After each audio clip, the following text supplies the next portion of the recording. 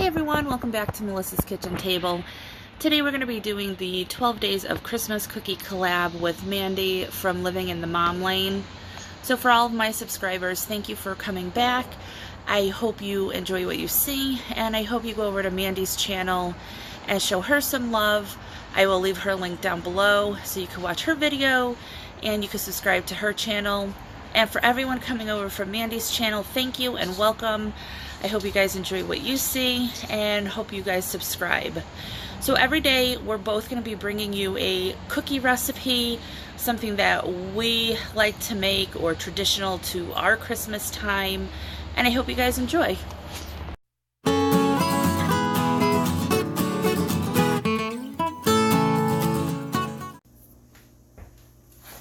Hey everyone, welcome back to Melissa's Kitchen Table, and today for our 12 days of Christmas cookies, I am making maple bacon cookies. Now, I've made maple bacon cupcakes in the past, and everyone absolutely loved them, so I figured this time I'm going to try it with a Christmas cookie. So first thing you have to do is you have to candy your bacon. I have just a plain old cookie sheet here. I heavily wrapped it in aluminum foil, otherwise it'll be a real mess to clean because one, you have bacon, and two, there's going to be sweet stuff on it, which will be very difficult. So I have a wire rack, and that's going to be hard enough to clean. So for candying your bacon, first, a couple things. First, you want to make sure you're using a regular cut bacon. Do not use a thick cut. It's not going to crisp, number one. And number two, you need a sugar. You could just use brown sugar. You could use regular sugar. But today, because we're making maple bacon, I have maple bacon. But I'm also going to be using a maple syrup. And I have a couple different kinds. So I wasn't sure which one to use, but I decided on using Trader Joe's vanilla bean just because it's going to be a cookie. Vanilla, I thought, would go. So to do that, I'm just going to pour, I don't know, maybe a tablespoon, 2 tablespoons into a container. And I don't know if you could see it with the glare, but there's vanilla beans in that. That's what the little black specks are. So you're going to take your bacon. Now, it depends on how many cookies, how big your cookies are, how much bacon you put on each cookie. I'm probably going to use maybe a half a pound of bacon. So, 1, 2, 3, 6 strips, I think. That's what I have here. So we got 1. You don't want them touching. Yeah, 6. So if you're using sugar, you could just sprinkle the sugar on both sides. Or you can, let me wash my hands real quick. Or you could just use a little brush and brush it on. I don't know if you can see it on that one. Let me do it on the second one here. So it does take a little bit longer, of course, to make these types of cookies because you have to cook your bacon first. But my guess is these are going to be crowd pleasers because I've made the cupcakes before and everyone loved them. So when you first serve them, people are like, oh, that's weird. Who wants bacon on a dessert? But come on. Who doesn't, right? All right. So I have my oven preheating 375 degrees. I'm going to coat the other side of these of this bacon. We're going to put it in the oven 20 to 25 minutes, flipping halfway through. Then we're going to take them out and just leave them sit. They're probably not going to be crispy when they first come out, but as they air dry, they will crisp up. And that's how you will get your candied bacon. So let me get this finished, and then I will come back and we could do the cookies.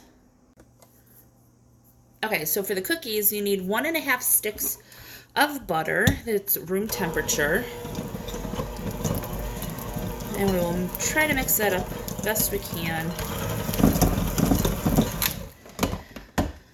And then you need 1 cup of white sugar.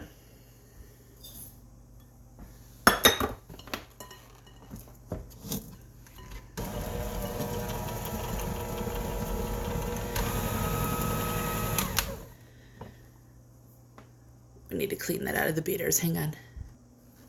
All right. I think my butter could be a little bit softer or more room temperature. But it is what it is for now. So this is a basic butter cookie that we're making. And then we're going to top it with a little bit of a frosting. Not a lot, just a little so the bacon sticks to it. We need 1 egg and a teaspoon of vanilla.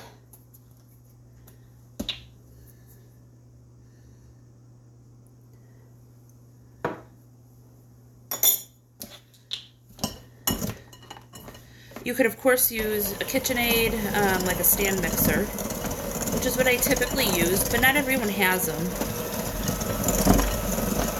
Sometimes it's just nice to use a hand mixer. Alright, so you want to cream this for probably 1.5 minutes, 2 minutes. So you want it to look just like that. To this, I'm going to add a 1/4 teaspoon of salt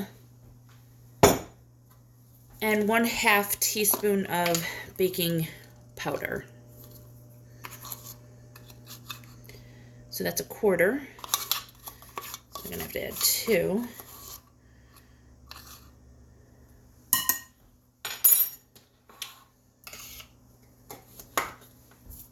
We'll mix that quickly. You can mix your dry ingredients in a separate bowl if you'd want. That's up to you. Sometimes I do it, most times I don't. I just find it's an extra dish to clean.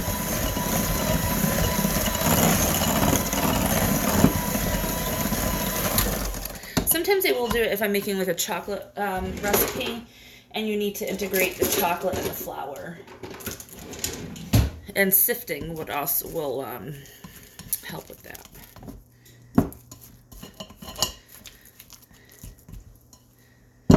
Alright, so to this we're going to add 2 cups of flour. And in case I didn't mention, it was 1 large egg.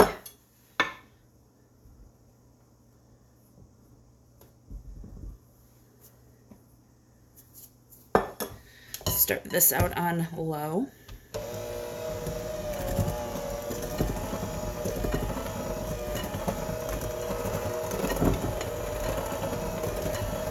Now you don't want to over mix it. So once I get that in,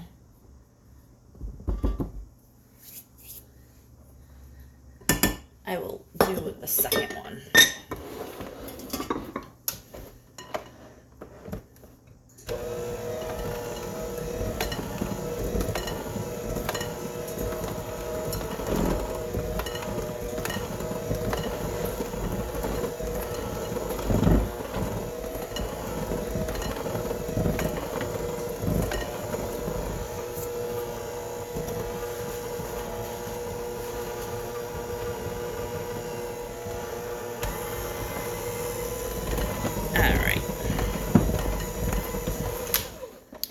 So it is a little crumbly, but once you squeeze it together, it's fine.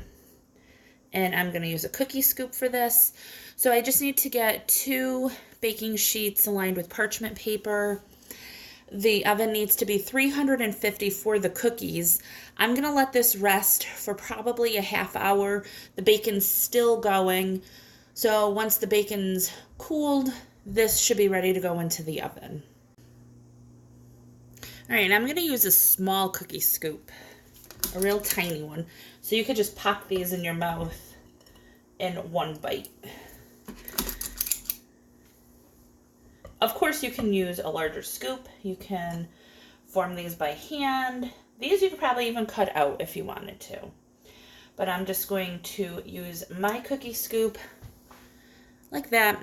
They're going to take anywhere, if you're doing small ones like that, which I need to fix that one. If you're doing small ones, they'll probably take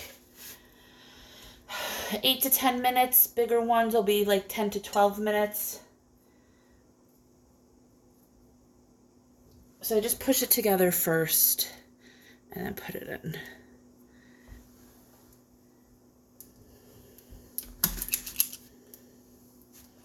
All right, so I'm gonna go ahead and finish the rest of these. I'm gonna bake them in a 350 oven, let them cool, the bacon's still cooling, and then we'll put them all together at the end. Okay, so while everything else is cooling and whatnot, I'm gonna take some powdered sugar. It's probably 3/4 of a cup. You don't need a lot. It's only going to be a drizzle for your cookies. And then I'm going to use that same maple syrup. And actually, I'm going to put a tiny, tiny, tiny pinch of salt, just because this is so sweet. That'll help cut the sweetness a little bit. And I'm going to use maybe a teaspoon, teaspoon and a half. And we're just going to mix that together. You could use a little milk. You could use a little water. Maybe I'll use a little more of this and probably like a teaspoon of water. I just want to make sure this has a maple flavor to it, which everything else will, so it'll be fine. Let me get some water.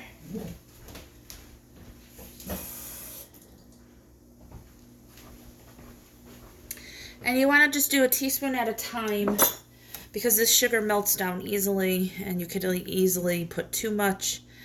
Then you'll have the battle of putting more sugar, more water. So it's better if you just put a little bit at a time.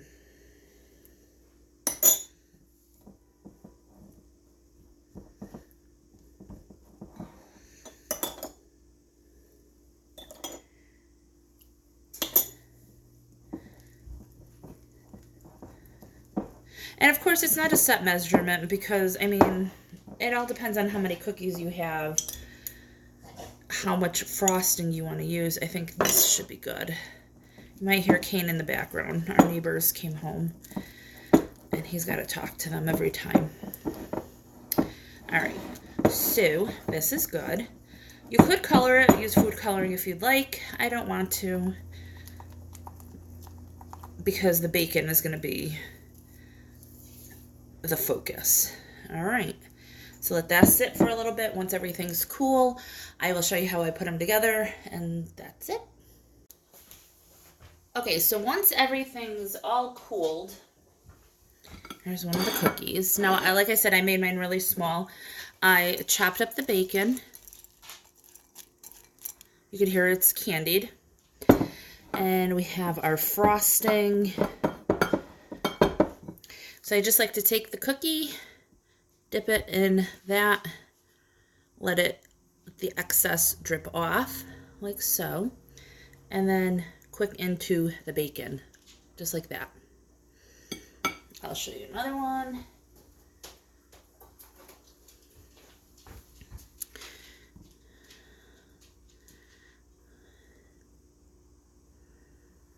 Like that, right into the bacon. You can just push it down if it needs to. So what I like about the frosting is obviously it helps the bacon stick. So that's what's so great about this. And I mean, really, come on, a butter cookie with bacon, which is another reason why I like them nice and small. So you don't feel too bad having this. But yeah, so I hope you guys enjoy this video. If you do, please give it a thumbs up, hit subscribe and share, and I'll talk to you guys tomorrow. Bye.